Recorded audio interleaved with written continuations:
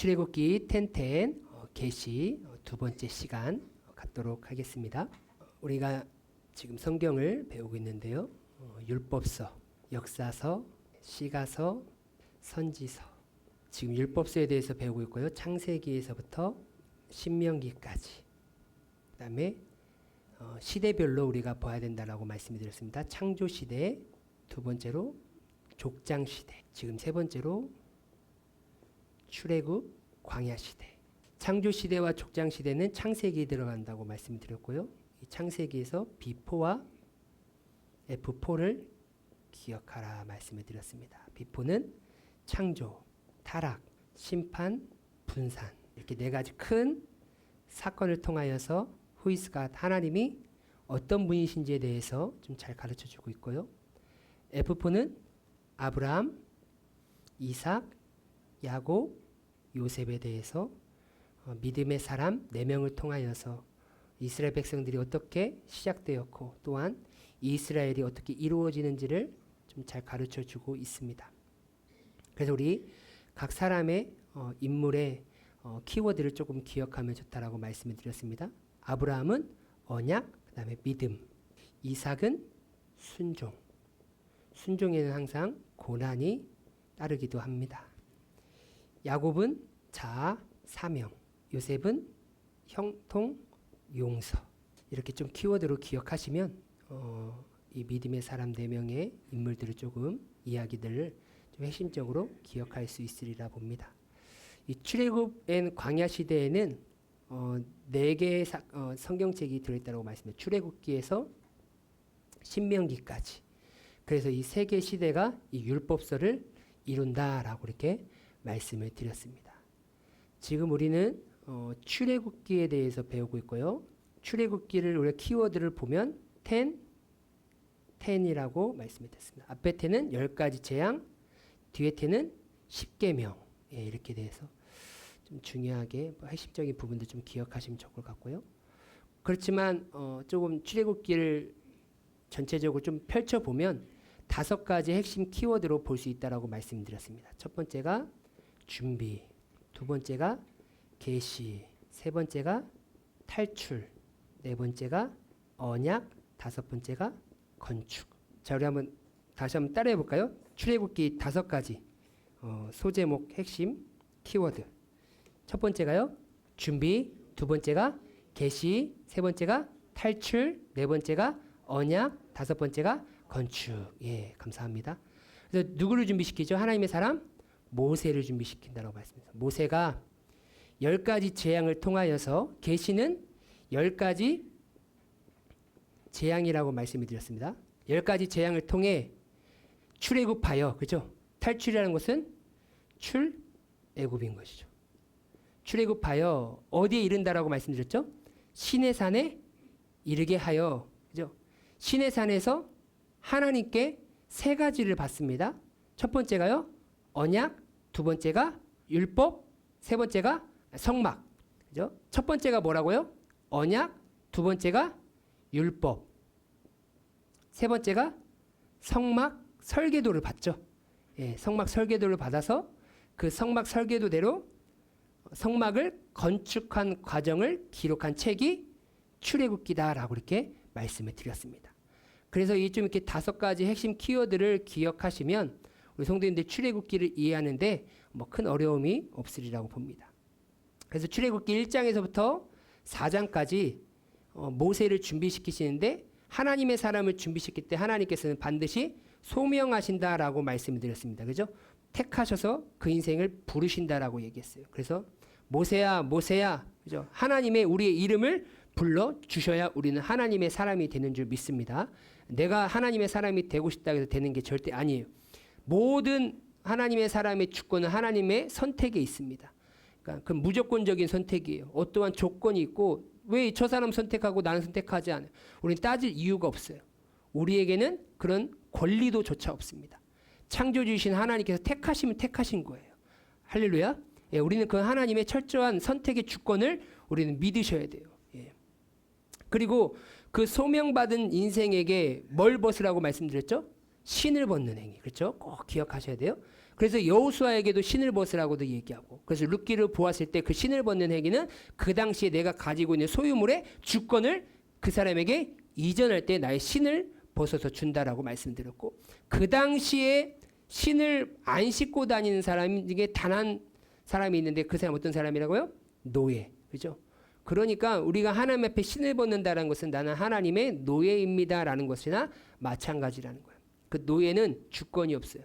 그러니까 모든 것이 다 하나님의 것입니다라고 고백하며 살아가는 자의 것인 것이죠. 그래서 그렇게 소명된 자에게 하나님께서 사명을 주신 것이죠. 예, 어떤 사명이에요? 이제 10가지 재앙을 통하여서 이제 하나님이 어떤 분이신지를 드러내면서 이제 하나님의 영광을 나타내시는 그런 부분들을 우리가 살펴볼 수가 있는 것이죠. 이제 하나님께서 모세를 통하여서 이스라엘 백성들을 보시는데, 이스라엘 백성들은 지금 어떤 모습인 거예요? 애굽의 노예의 모습이지만 하나님이 보시기에는 그들은 내 군대다. 그죠? 내 백성이다라고 얘기하고 있어요. 아직 출애굽되지 아니하는 노예의 모습이지만 하나님께서는 이미 이스라엘 백성들을 뭐 하셨습니까? 선택하셨다라는 거예요. 하나님께서 선택하시면 그 인생은 하나님의 군대로서 사명을 받는 그런 하나님의 준비된 사람이 되는 줄 믿습니다. 우리가 아무리 연약하고 부족하다 할지라도 전능하신 하나님께서 택하시면 우리는 하나님의 군대인 거예요. 넌 가진 거 없잖아, 너 능력 없잖아. 아니요, 다른 사람은 그렇게 말할 수 있어도 하나님이 택하시면 우리는 하나님의 군대가 된다니까요. 우리는 하나님의 백성이 되고 하나님의 자녀가 되는 것이죠. 그래서 우리는 이러한 자부심을 가지고 긍지를 가지고 우리는 살아가야 하는 것이죠. 그러면서 이제 하나님께서 이 10가지 재앙을 통하여서 하나님이 계시하신 거죠. 그래서 10가지 재앙의 목적이 있다라고 말씀을 드렸어요. 목적 첫 번째 목적은 무엇입니까? 이스라엘 백성을 구원하는 데 목적이 있다라고 말씀드렸어요. 그죠? 이스라엘 백성들을 세상에서 구원해 내시는 데 목적이 있다. 여러분, 오늘날 하나님께서 세상을 통하여서 또 하나님의 성경 말씀을 통하여서 계시하시고 자기 자신을 드러내는 가장 큰 목적은 하나님이 택한 그 백성을 구원하시는 데 가장 큰 목적이 있다라는 거예요. 두 번째로는 하나님의 존재를 계시하는 거예요. 그죠? 하나님이 어떤 존재인지에 대해서 계시하고 계시는 것이고, 세 번째로는 하나님의 능력을 계시한다라고 말씀드렸어요. 그죠? 하나님의 능력. 네 번째는 하나님의 섭리를 계시한다고 했어요. 그러니까 이 세상을 하나님께서는 주관하고 통치하신다. 그 하나님의 섭리를 이제 이 세상은 하나님의 것이다라고 이렇게 말하고 있고요. 다섯 번째는 오늘 본문에서 말한 것처럼 애굽의 모든 우상들을 심판하시기 위해서. 그죠? 그래서 이 10가지 재앙을 통하는 거예요. 왜 하나님께서는 뭐 재앙 없이도 이스라엘 백성들을 구원해 내실 수도 있겠죠. 그렇지만 10가지 재앙을 하신 이유는 지금 애굽 사람들과 아직 이스라엘 백성들은 듣기는 들었겠죠. 그렇지만 이제 400년이라는 세월이 흘렀기 때문에 이제 하나님의 존재는 이제 까마득하게 다 잊어버렸어요. 왜요? 그 애굽의 노예의 삶을 살다 보니까 그 삶에 이제 완전히 물들어 버린 것이죠. 이제 아브라함, 이삭, 야곱, 요셉이 어떻게 이스라엘 백성 하나님께 역사하시고 하나님께서 어떻게 행하셨는지에 대한 그러한 말들은 어찌 보면 흘러나올 수 있겠지만, 그러니까 모세가 이스라엘 백성들에 가서 지금 하나님이 누구라고 이렇게 소개를 해야 됩니까? 라고 이렇게 물어보잖아요. 이스라엘 백성들이 알고 있으면 뭐하러 그렇게 물어보겠습니까? 너희를 창조하시고 너희를 택한 하나님이다라고 이렇게 말하면 되겠죠. 그런데 뭐라고 얘기합니까? 나는 스스로 있는 자니라 라고 이렇게 얘기하면서 그 하나님이 어떤 존재인지에 대해서 말하라고 얘기하잖아요. 그렇지만 듣는 것으로 끝나는 것이 아니라 하나님께서 철저하게 구별하여서 애굽과 이스라엘 백성들과의 철저하게 다른 그러한 심판을 통하여서 구별해 가시잖아요.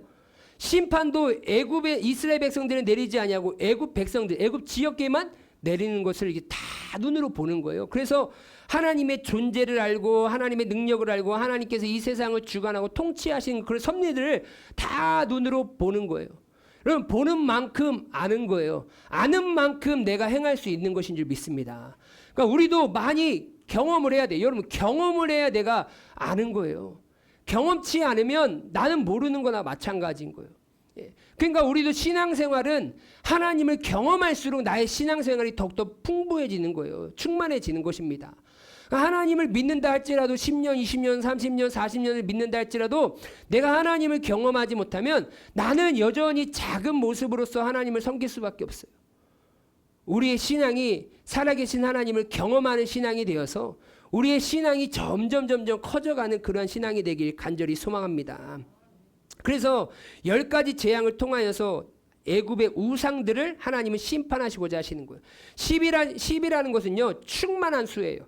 가득 찼다라는 거나 마찬가지고. 그러니까 그 당시에 애굽의 신이 10가지밖에 없었기 때문에 10가지 재앙을 한 것이 아니라 모든 신을 충만하게 대표적으로 다 심판했다라는 것을 말하고 있는 것이죠.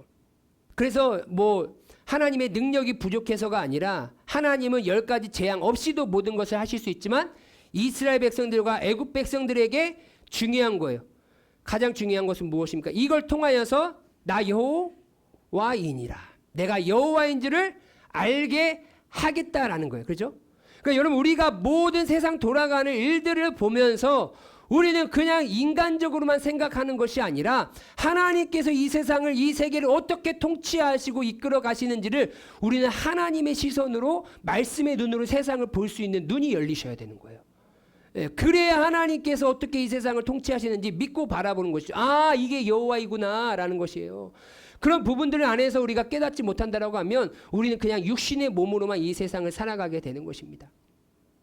여호와라는 것은 무엇입니까? 스스로 있는 자라고 얘기했어요. 스스로 있는 자. 나 여호와는 스스로 있는 자이다. 그 다음에 세상을 창조하신 분. 또 세 번째 똑같아요. 섭리. 이 세상을 주관하고 섭리하시고 통치하시는 분.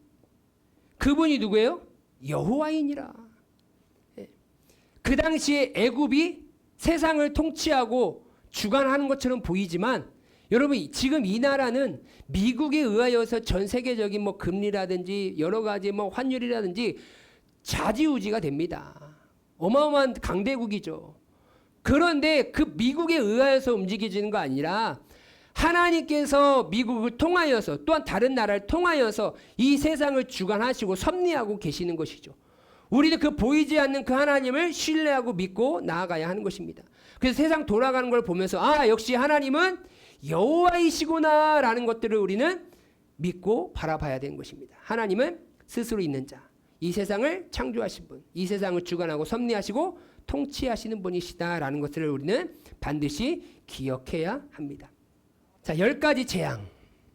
10가지 재앙은 애굽의 우상들을 심판한다라고 말씀드렸습니다. 그러면 그 당시에 애굽의 우상들은 그냥 다 사라졌고 지금은 없느냐? 아니에요, 여러분.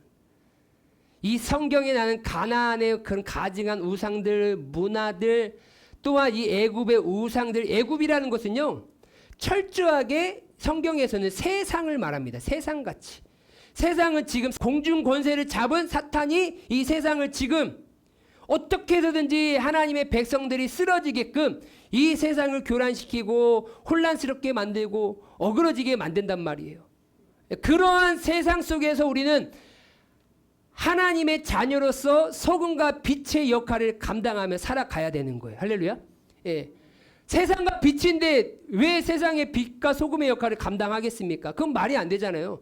지금 세상은 썩어져 가고 있고 어두워져 가고 있기 때문에 우리 그리스도인들이 그곳에서 썩어져 가는 그곳에서 소금과 같은 역할을 하고 어두워져 가는 그곳에 그리스도의 빛을 밝히 드러내는 그런 역할을 감당하라라고 우리를 구원해 주시고 우리를 또 사명자로 불러주신 줄 믿습니다. 그래서 우리는 그렇게 살아가야 하는 것이죠. 10가지 재앙을 보면 첫 번째 재앙이 피재앙, 그 다음에 개구리, 파리, 그 다음에 돌림병입니다. 돌림병, 그 다음에 악성 종기, 그 다음에 우박, 메뚜기, 흑암, 그 다음에 장자의 죽음. 자, 우리 한번 해볼까요? 피게이파, 돌종우매, 흑장. 예, 이게 좀 기억하시면 좋아요. 예, 뭐 성경을 뭐 알면 좋은 거지 모르는 것보다는 낫잖아요. 그렇잖아요. 예. 뭐든지 모르는 것보다 나으니까요. 이 수요 바이블 타임 시간에는 뭐 기억할 수 있는 것들은 최대한 좀 기억하시려고 좀 노력하시는 게 좋습니다. 기억하려면 이제 피, 계이파, 돌종우, 매흑장 이렇게 기억하면 좋아요. 왜냐하면 이건 7장, 8장, 9장, 10장, 11장 이렇게 나와요. 장수를 조금 나눠지니까 이렇게 기억하셔도 됩니다. 피, 계이파, 돌종우, 매흑, 장 이렇게 기억하시면 돼요. 그러면 지금 하나님께서 이 10가지 재앙을 통하여서 분명히 오늘날 다양한 모습으로 변질되었지만 바뀌어서 왔겠지만 분명히 우리의 모습 가운데 이 세상에서 애굽의 신 같은 이러한 잘못된 모습들이 우리의 모습 안에도 존재할 수도 있다라는 것이죠. 그러면 반드시 하나님은 이러한 모습을 떨쳐내기를 원하시고 계시는 것이겠죠. 이러한 모습이 옳은 것이다라고 하면 하나님께서는 그대로 놔두셨겠지만 분명히 10가지 재앙을 통하여서 심판하셨다라는 거예요. 그러니 우리의 모습도 한번 돌아보면서 나의 모습이 어떤 모습이 있는지 뭐 없는 모습이면 감사하겠지만 있는 모습이다라고 하면 십자가의 은혜로 성령의 능력으로 다 떨쳐버리시고 거룩한 은혜로 거룩한 사람으로 살아가시길 주님의 이름으로 간절히 소망합니다. 네, 첫 번째 이제 피재앙이에요. 피재앙이라는 것은 날강이라는 것은 그 당시에 애굽 사람들에게 있어서 생명과도 같아요. 그죠? 생명수예요, 생명수. 예. 나일강이 오염되거나 나일강이 끊어지는 순간 그 애굽에 있는 모든 것들은 다 끊어지는 것이나 마찬가지입니다. 여러분 우리나라도 그렇잖아요. 저수지가 말라가고 강이 말라가는 순간 우리나라도 그냥 끝인 거예요. 그렇잖아요. 물이 생명입니다. 예, 물이 생명이에요. 그런데 이 나일강이 어떻게 피로 바뀌었습니다. 즉 생명을 잃은 거나 마찬가지인 거예요. 여러분 오늘날 우리에게 있어서 진정한 생명을 주는 것은 오직 하나님의 말씀인 줄 믿습니다. 말씀이에요. 그러니까 우리 삶 가운데 하나님의 말씀이 없는 인생이 말 그대로 피재앙을 받은 사람이나 마찬가지인 거예요. 뭐가 없는 인생이요? 하나님의 말씀이 없는 인생. 여러분 시편 1편에 보면 복 있는 사람이 나오죠. 복 있는 사람은 악인의 꾀를 따르지 아니 죄인의 길에 서지 아니 오만한 자리에 앉지 아니하고 오직 여호와 율법을 즐거워하여 주야로 묵상하는 자다라고 얘기했어요. 그러니까 하나님의 말씀을 묵상하는 자가 복 있는 자인데 그 복 있는 자가 어디에 심겨진 거라고 말했어요? 그는 시냇가에 심겨진 나무와 같다라고 얘기했죠. 그래서 그는 철을 따라 열매를 맺는다라고 얘기하고 있어요. 여러분 하나님의 말씀은 생명력이 있기 때문에 그 말씀의 뿌리를 내린 자는요 철에 따라서 때에 따라서 열매를 맺는 은혜를 얻는다라는 거예요. 그러니 오늘날 우리의 인생 가운데 하나님의 말씀이 없는 인생은 어떤 인생이라는 거예요? 죽은 인생이나 마찬가지인 거예요. 내가 다른 것은 못 붙잡아도 하나님의 말씀만큼은 붙잡아야 되는 거예요. 여러분 에스겔서 47장에 보면 성정문에서부터 물이 흘러나온다라고 얘기했어요. 그 동쪽문에서 흘러나와 남쪽까지 막 흘러가서 그 물이 다 적신다라고 얘기하고 있어요. 여러분 사막에도요 물이 흐르면 생명이 살아나는 거예요. 할렐루야. 메마른 땅에 비만 내리는 순간 물이 흐르는 순간 어떻게 해요? 살아난다니까요. 여러분 우리의 심령이 왜 죽습니까? 우리의 심령이 왜 마릅니까? 그 생명이 어떻게 해요? 메말라 가고 있는 거예요. 하나님의 말씀이 없는 그 순간 우리의 인생은 피재앙을 받는 거나 마찬가지라는 거예요. 여러분 우리의 생명수는 무엇입니까? 하나님의 말씀인 거예요. 말씀. 예수님께서 말씀했잖아요. 내게 있는 물을 내가 너에게 주고 싶다. 내가 있는 물은 영원히 목마르지 아니하는 생명수다라고 얘기해요. 요한계시록에서도 보면요. 생명수가 흐른다라고 얘기하고 있어요. 그러니까 여러분 우리의 삶 속에서 다른 우상이 아니라 말씀을 빼놓는 그 삶 자체가 우상 숭배라는 거예요. 여러분 그걸 기억하셔야 돼요. 그래서 말씀이 있는 자리에 말씀을 내가 가까이 하고 말씀을 사모하는 것이 곧 내가 사는 길인 줄 믿습니다. 그게 진리인 거예요. 예. 또한 이제 두 번째로 이제 이 개구리 재앙인데요. 이 개구리 재앙을 보면 쯔파르데아라고 이렇게 표현을 하고 있습니다. 저도 어려운데 쯔파르데아라는 것이 이게 쯔파르라는 게 의의 의, 지식. 그러니까 자기 지식에 빠져 살아가는 그 인생들. 그렇잖아요. 여러분 성경에서 가장 멀리 해야 하는 것이 무엇이냐면요. 자기의예요. 자기의. 사람이요. 나는 옳고 다른 사람은 다 나쁜 것처럼 여길 때가 정말 많아요. 예. 하나님은요. 그것을 바로 경계하고 계십니다. 그것을 가장 중요하게 여기십니다. 그러면 그래서 우리는 날마다 하나님 앞에 뭐예요? 죄인입니다. 하나님의 은혜 없이는 살아갈 수 없습니다라고 날마다 하나님 앞에 신을 벗는 행위를 하셔야 돼요. 그죠? 뭘 벗는 행위요? 신을 벗는 행위. 그래야 나의 은은 없는 거예요. 내가 잘나서 이걸 하고 내가 무엇을 있기에 이걸 하는 게 아니라 나는 할 수 없는 존재이지만 어떻게 하나님의 은혜로 이것을 하게 됩니다 라고 할 때 우리는 하나님의 자녀답게 하나님의 백성답게 살아갈 수 있게 되는 것이죠. 그런데 이 개구리 재앙에 통하여서 우리의 의를 깨뜨려 주시고 자기 지식, 자기만 알고 있는 내가 생각하는 것이 다 옳다라고 생각하는 그러한 잘못된 생각들, 하나님의 생각과 하나님의 그런 계획을 가지고 살아가는 것이 아니라 자기 의와 자기 지식을 가지고 살아가는 그러한 모습들을 하나님께서는 깨뜨려 버리고자 하신다라는 것입니다. 그래서 우리는 나의 의를 십자가에 다 못 박아야 될 줄 믿습니다. 이라는 것은 키님인데요. 키님. 이것은 이는요. 말 그대로 땅에서 티끌이 이가 되어가지고 온몸에 다 붙어서 이는 뭘 빨아먹죠? 피를 빨아먹습니다. 딱 붙어서 피를 빨아먹는데요. 이것은 자신의 피로만을 위해 요구하는 그러한 모습입니다. 그러니까 내 것이라면 막 화도 내고 성질도 내면서 그 어떻게든 남의 것을 뺏어오려고 하는 그런 악한 마음들, 그러한 모습들이라고 얘기를 해요. 그러니 우리의 모습도 그렇잖아요. 내가 더 주려고 하고 남들에게 더 베풀려고 하고 하기보다도 내 것이라고 하면 악착같이 가져오려고 하고 빼앗아 오려고 하는 그러한 모습들. 내 것을 내가 챙기는데 뭐 그게 잘못이냐 그런 것을 말하는 것이 아니라 내 정욕과 탐심에 이끌려서 그러한 모든 것들을 내가 다 빼앗아 오려고 하는 그러한 정욕적인 모습들, 내 필요만 요구하고 자신의 필요만을 위한 삶을 살아가는 것. 그러니까 다른 사람, 주변 사람들은 돌아보지도 아니하고 오로지 나만을 위한 삶을 살아가는 그 모습들을 하나님은 경계하고 계신다라고 이렇게 말하고 있습니다. 자, 또 이제 8위는 아로브라는 이 아로브라는 단어는요. 저녁이라는 에레브라는 단어에서 파생된 거예요. 저녁이라는.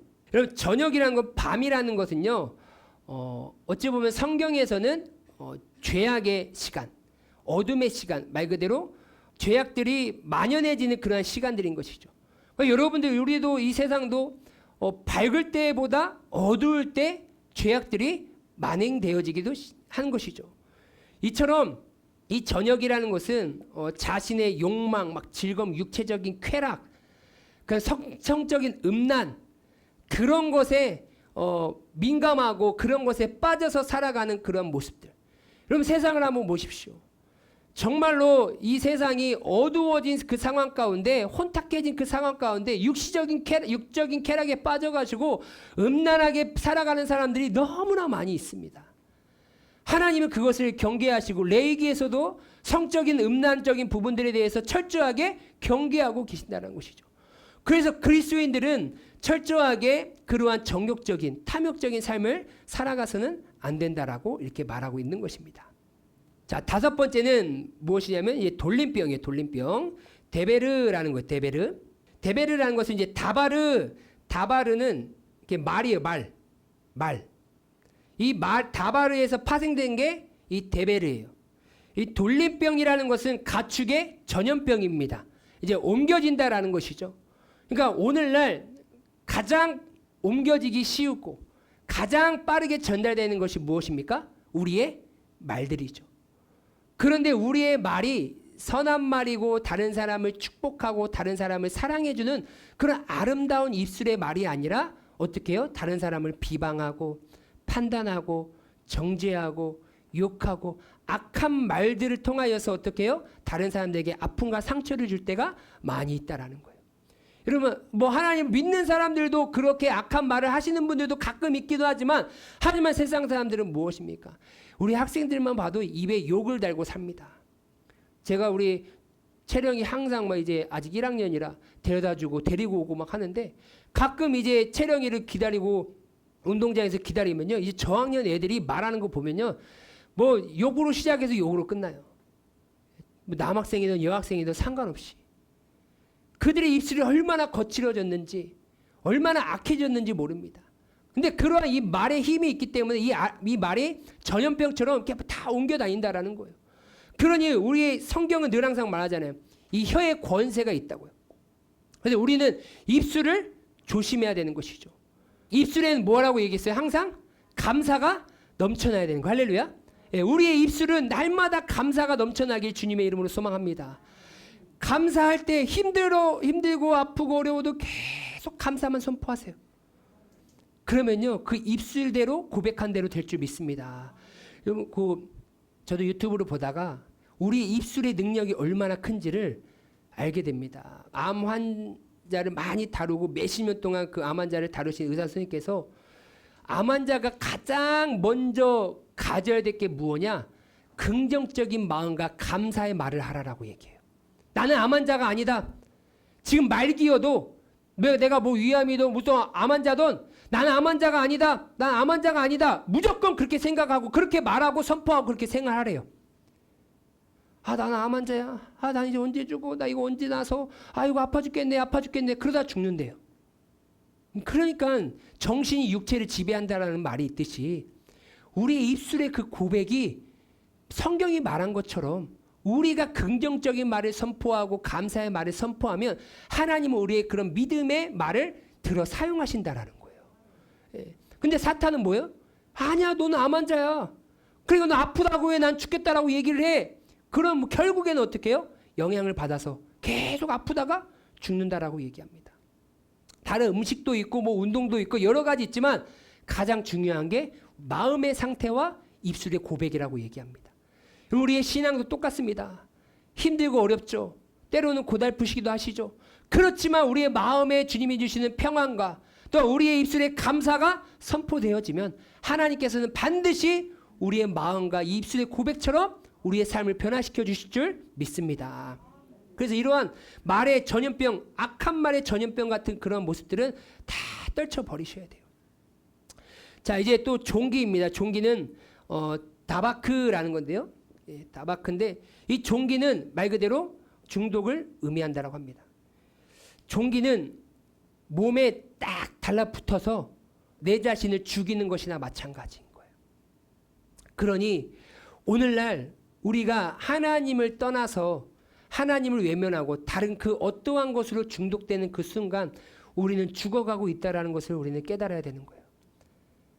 우리는 예수님께만 중독돼야 될 줄 믿습니다. 우리의 시선과 우리의 말과 우리의 행동과 우리의 마음 모든 것들이 다 예수님께로 향하려고 부단히 몸부림쳐야 돼요.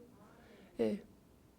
뭐 스마트폰 중독, 뭐 어떤 중독, 뭐 마약 중독, 뭐 술 중독, 뭐 담배 중독, 캠핑 중독, 어떤 뭐 낚시 중독, 다 중독이라고 얘기하잖아요. 그거 못하면 못 사는 것처럼. 예. 그거 못하면 그냥 안 달라는 것처럼. 예. 그런 자체가 우리가 뭐 행하는 뭐 건전한 삶도 있지만 하나님은 그것 때문에 내 삶이 죽어져 가고 있고 하나님과의 관계가 깨어진다라고 하면 우리는 경계할 필요가 있다라는 것입니다. 지금 과연 나는 어떠한 모습이 중독된 모습인지 다시 한번 점검해 보시면서 정말로 하나님의 말씀 앞에 나아가고 하나님 앞에 나아가는데 이 중독된 모습이 걸림돌이 된다라고 하면 하루빨리 끊어지길 간절히 소망합니다. 우박은 이제 바라드라는 거예요. 바라드. 이거는 차가운 사랑이라고 얘기합니다. 사도 베드로는 너희가 사랑을 하는데 어떻게 사랑을 얘기하냐? 뜨겁게 사랑하라고 얘기하고 있어요. 여러분 우리의 신령에 사랑이 회복되길 간절히 소망합니다. 먼저 하나님을 향한 사랑. 그죠? 첫째 계명이잖아요. 하나님을 뜨겁게 사랑하는 그 사랑이 먼저 회복되셔야 돼요. 그러면 그 회복되는 게 무엇입니까? 내 이웃을 사랑하는 거예요. 내 가족을 사랑하고 내 남편을 사랑하고 내 아내를 사랑하고 내 부모님을 사랑하고 또 내 이웃을 사랑하고 내 성도님들을 사랑하고 내 가까운 지인부터 사랑할 수 있는 마음들이 열리셔야 돼요. 그런데 어떻게 요즘은요 다 사랑이 식어버렸어요. 교회 안에서도 사랑이 식고 가정 안에서도 다 사랑이 식고 하나님은 사랑이시다라고 얘기하고 있는데 그 사랑이 온데간데 없다라는 거예요. 여러분 우리 교회가 먼저 사랑이 회복되길 간절히 소망합니다. 여러분 어떻게 회복되는지 아십니까? 다른 사람이 회복되기를 기다리지 마시고 내가 회복되면 회복되는 거예요. 그렇잖아요. 내가 사랑이 회복되면 내가 기쁜 거죠.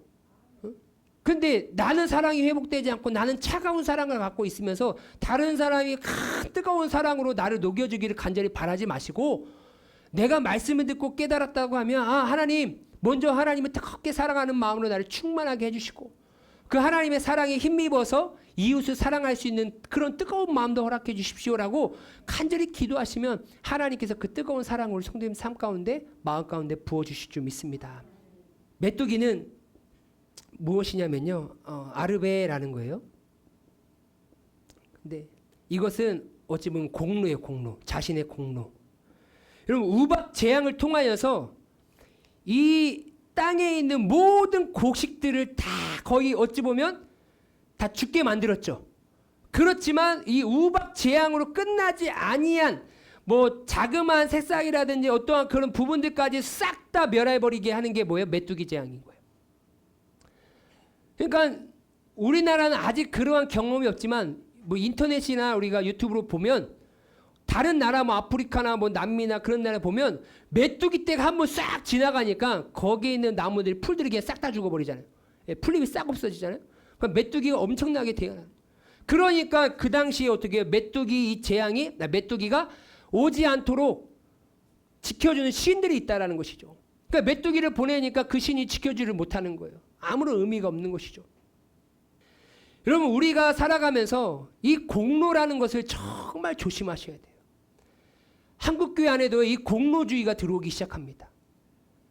교회가 누구 때문에 목사님 때문에 장로님 때문에 권사님 때문에 누구 때문에 아니에요. 여러분 교회가 사람이 높여지는 순간부터요 이제 교회는 흔들리기 시작합니다. 아무리 그 사람이 우리가 인간적으로 보아 그분이 없으면 이 교회는 유지가 안 돼. 이분이 없었으면 이렇게 안 될 거야 라고 보여지지만 우리는 누굴 높여야 되는 거예요? 그분을 통하여서 역사하신 하나님을 높여야 될 줄 믿습니다. 여러분 출애굽하는데 하나님께서 모세를 준비시켰죠. 그럼 우리는 모세를 믿어요? 모세를 사용하신 하나님을 믿어요? 그죠? 우리는 모세를 대단하다고 여기지 않아요. 위인처럼 여기지 않습니다. 똑같은 자예요. 모세나 우리나 똑같은 자예요. 그 당시에 이스라엘 백성들을 구원하기 위한 지도자로 사용하셨을 뿐이지 하나님이 보시기엔 똑같은 군대고 똑같은 백성이다라는 거예요. 그러면 누구를 높여야 되는 거예요? 우리는 모세가 없었으면 안 됐어. 아니요. 교회는요. 사람이 높여지는 게 아니에요. 누가 높여져야 된다고요? 하나님만. 예수님만 성령님만 인정되어야 될 줄 믿습니다. 그게 건강한 교회예요. 그게 하나님께서 기뻐 받으신 교회예요. 오늘날 근데 한국교회 보세요. 몇만 명 되면 그게 아니라 그 목사님이 하신 것처럼 그 목사님이 없으면 이 교회가 뭐 안 되는 것처럼 어느 순간부터 그냥 사람이 높여져요. 목사님이 높여져요. 그 목사님이 돌아가시거나 그 목사님이 뭐 어디 떠나시면 교회가 무너질 것처럼 여러분 교회의 시선은 사람에게 모이는 것이 아니라 누구에게로 집중해야 된다고요? 하나님께로. 왜요? 우리가 다 같이 열심히 해가지고 사람의 힘으로 농사를 다 지었어요. 근데 하나님께서 메뚜기 한번 보내면 그 공로 다 어떻게 돼요? 아무것도 아닙니다, 여러분. 사람이 열심히 한다고 그 당연히 중요하지만 우리가 같이 함께 모여서 합력하여 선을 이루어 하나님의 영광을 위해서 해야 되겠지만 우리가 우리의 공로를 챙기는 그 순간부터 우리는 타락하기 시작한다니까요. 하나님의 영광이 아니에요. 자기 의예요. 자기 의. 예? 개구리 재앙. 찌파르대야. 자기 의가 드러나. 내가 아니었으면 어떻게 된 건데. 여러분 교회는 교회의 주인은 예수 그리스도이시고 그 몸된 직분자들이 성도들이 함께 모여서 아름답고 건강한 몸을 교회된 몸을 이루어 가는 것뿐인 거예요. 야, 내가 너 손이 등 긁어줬으니까 등은 손한테 감사만 해야 되는 거예요? 그럼 등은 맨날 미안해만 해야 되는 건가요? 아니잖아요. 등이 없으면 나 등 없을래. 그럼 팔이 있나요? 없는 거예요. 다 서로에게 어떻게 해요? 존중해주고 서로를 인정해줘야 이 몸이 유지되는 거잖아요. 그것처럼 우리의 공로를 교회에서 내세우면 안 돼요. 그래서 저도 최대한으로 뭐 누가 뭘 했다 뭐 했다 저는 교회에서 그렇게 말하고 싶지도 않고 드러내고 싶지도 않아요. 그런 순간부터 왜 나 한 번 안 드러내줬네. 주보에 헌금 그것도 막 헌금하면 내 이름 빠졌네 뭐 했네. 아이고 참 얼마나 힘든지 아십니까? 아니 자기가 드렸으면 그냥 믿고 맡기면 되는 것이지. 그럼 사람이 이름이 빠졌을 수도 있고 좀 그러면 되지. 그걸 가지고 막 따지고 내가 드렸는데 왜 빠졌냐고. 누구에게 드린 건지 모르겠어요. 여러분 꼭 나의 공로는 다 내려놓고 하늘에서 상급 받으려고 몸부림치시길 바랍니다. 여기서 다 상 받으면요 하늘에 상이 없다니까요. 여러분 이 땅에서 상 받을 생각하지 마세요. 보물을 하늘에 쌓아두시고 하늘의 상을 받으시려고 몸부림치시기 바랍니다. 자, 다음 이제 흑암 재앙인 거예요. 흑암은 말 그대로 호셰크. 한 치 앞도 안 보이는. 그러니까 아무것도 할 수 없는 거예요. 그죠? 안 보이는 거예요. 그러니까 영적 맥인. 하나님은요 우리의 영적인 눈이 머무는 것을 어두워지는 것을 경계하고 계시는 거예요. 우리의 눈이 영적인 눈이 띄어지길 주님의 이름으로 소망합니다. 믿음의 눈으로 영적인 눈으로 여러분들 살아가셔야 돼요. 그냥 육신의 눈으로만 살아가시는 것이 아니라 하나님은 그걸 원하시는 거예요. 여러분 우리가 신체 중에서 가장 중요한 역할을 하는 게 눈이라고 얘기합니다. 이 눈의 시력을 잃는 순간 내가 생활하는 데 있어서 80%를 잃어버린 거나 마찬가지래요.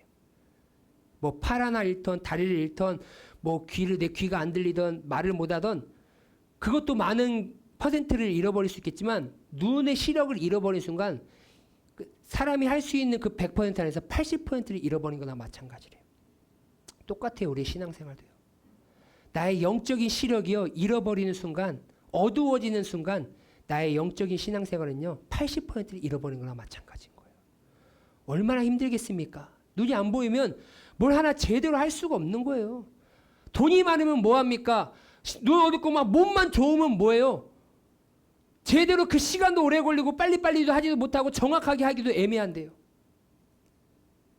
똑같습니다. 우리의 인생 가운데 영적인 흑암이 오지 않도록 여러분 늘 항상 영적인 안에서 믿음 안에서 깨어나시려고 부단히 몸부림치시길 바랍니다. 마지막 장자의 죽음은요. 마카베오를 한 것인데요. 말 그대로 자아가 살아있는 상태예요. 장자의 죽음으로 출애굽하죠. 여러분 가장 중요한 것은 내 자아가 반드시 십자가에 죽는 거예요. 그래서 지금 야곱이 뭐예요? 자아죠. 천사와 씨름하는데 천사가 이기지 못해요. 그래서 환도뼈를 끊어서 연약한 자로 만드시죠.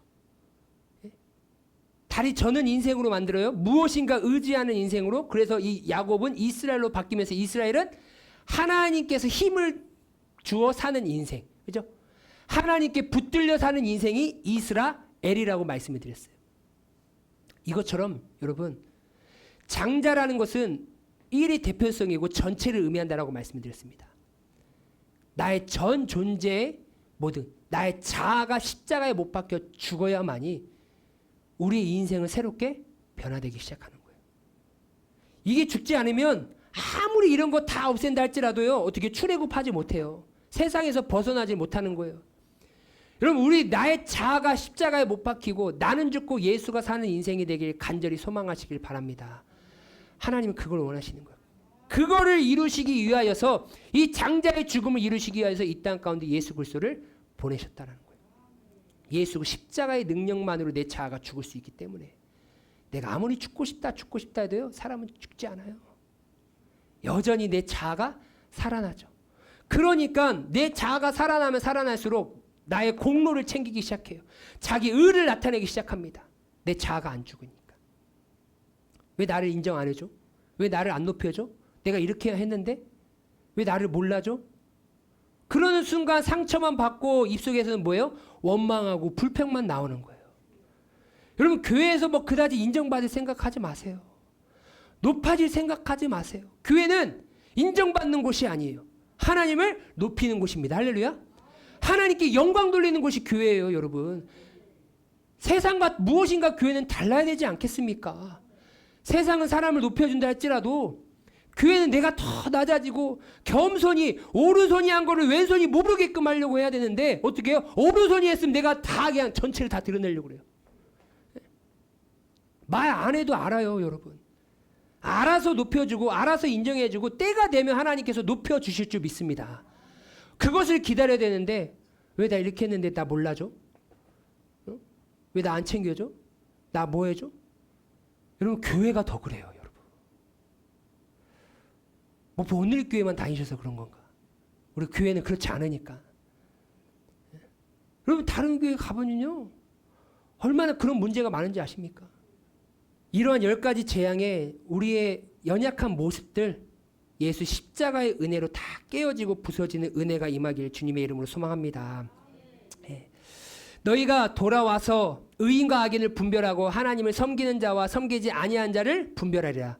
마지막 때에 예수님께서 오셔서 의인과 악인, 하나님을 섬기는 자와 섬기지 않는 자를 분별하신대요. 한 번 죽는 것은 사람에게 정해진 일이요, 그 후에는 반드시 10가지 재앙, 심판이 있듯이 예수님의 심판이 있습니다. 할렐루야. 그것을 꼭 믿으셔야 돼요. 그럼 다 같이 읽고 마치도록 하겠습니다. 시작. 너희가 아직도 나보다 더 소중하게 여기는 물질, 명예, 학벌, 지식, 외모, 성공 등 이 모든 것들은 너희의 영혼을 지킬 수 없는 헛된 우상에 불과하다. 너희들의 영혼을 지킬 수 있는 분은 나 여호와 하나님이다. 내게 돌아오라. 돌아오는 것만이 살 길이다. 아멘. 여러분, 우리가 살 길은 다른 게 아니에요. 나의 영혼을 살릴 수 있는 분은 누구라고요? 오직 예수 그리스도 하나님인 줄 믿습니다. 우리는 하나님께 돌아가는 것이 내가 사는 거예요. 하나님께 돌아오라라고 10가지 재앙을 한 거라니까요. 우리 가운데 환난과 어려움이 있습니까? 뭐하라고 그런 어려움을 주시는 거예요? 돌아오라라는 얘기예요. 또 은혜도 주십니까? 그 은혜 주신 것을 지키라라는 얘기예요. 다른 거 없습니다. 교회는 오직 하나님이에요. 오직 예수예요. 그분만 높여지면 나는 죽어도, 나는 손해봐도요, 하나님은 영광이 되시고 그 교회는 건강하고 아름답게 세워져 가는 줄 믿습니다. 우리 오늘의 교회가 오직 하나님께만 영광이 되어질 수 있는 그런 건강한 교회가 되길 간절히 소망하면서, 우리 성도님들은 이러한 모든 죄악들이, 연약한 부분들이 있다면 예수 십자가의 은혜로 다 깨서지고 부서져서 하나님을 기쁘시게 하는 자가 되시길 주님의 이름으로 소망합니다.